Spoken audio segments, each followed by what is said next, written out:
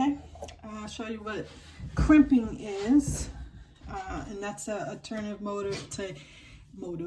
method to easing in, instead of using the ease stitching, especially if the easing is less than a half an inch or less. No need to ease or use the easing stitches. You can just crimp. And so we just basically going to crimp between a little dots here that's on our sleeve, okay? And you want to crimp within the seam allowance, okay? And then with crimping, you do not change your permanent stitch length. So with the ease stitching, we basically do a basting stitch and make it at your highest one, and mine is 5, the stitch length. But with crimping, you just leave it at a 2.5 stitch length. And again, you're going to go within your seam allowance here, okay? And all you do is when you're crimping is you're going to put your finger, see if I can, see a better angle. No, can't see it, but you're just putting your finger behind your presser foot. And all that does, if you're just holding it, all you're doing is letting the fabric gather behind your presser foot until it doesn't. Okay, so this is a weird angle because my machine is turned way, but I'm trying to get where you can see. So see, you put your finger, put it directly behind your presser foot, and you're going to start, and all you're doing is allowing the fabric to gather behind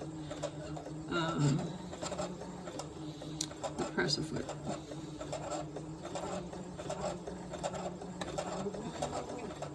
Just keep letting it gather. And you're still holding your finger there so the fabric is not moving, okay, beyond. And this effect creates the crimp. As you see, I'm still holding, have not moved my finger behind the presser foot. And just let it gather behind the presser foot.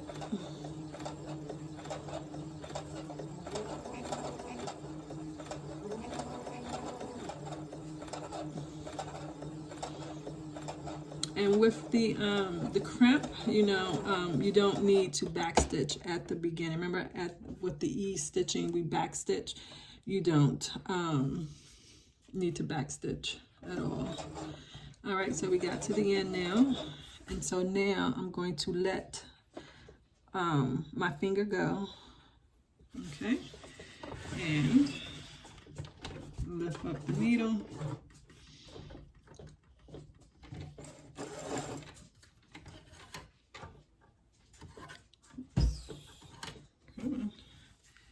And so all that did, you see, it just creates the little crimping effect. And that's crimping. And so what I don't like tails, long tails, so I just cut those off. And you don't need to backstitch at the beginning or the end.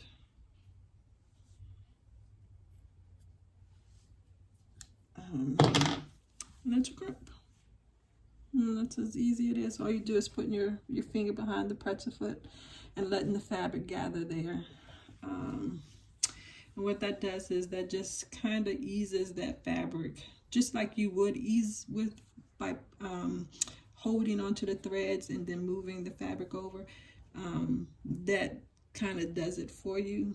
And again, this is only for when the ease is about a half an inch or less. And most definitely you can use this technique for the shirt that we're going to do, because remember, it wasn't that much ease in it at all. So what I would recommend is on one of the sleeves, do the crimping, and then just for practice, and then on the other side, on the other sleeve, do the ease stitches. So you can make sure to be practicing both. And like I said, you got 2 sleeves, so might as well practice both techniques. So on one, do the crimp, and on the other one, do the ease. And so again, you know, we're gonna do it on version 1, and then you're gonna do it on version 2. So do the same thing, so that way you done did it basically 3 times now, each one of the techniques. And so there you go.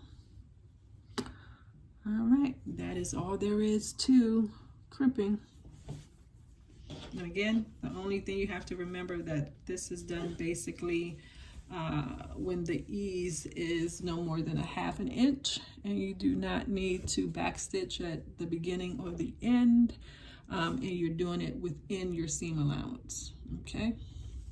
All right, everybody, have a good day.